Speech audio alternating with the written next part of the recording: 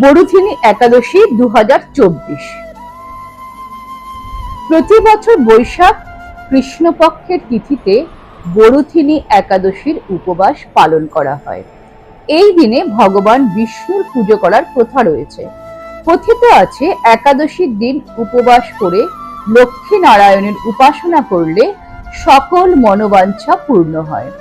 ধার্মিক বিশ্বাস অনুসারে বরুথিনী একাদশীর দিন পবিত্র নদীতে স্নান করলে সমস্ত ঝামেলা ও আর্থিক সমস্যা থেকে মুক্তি পাওয়া যায়।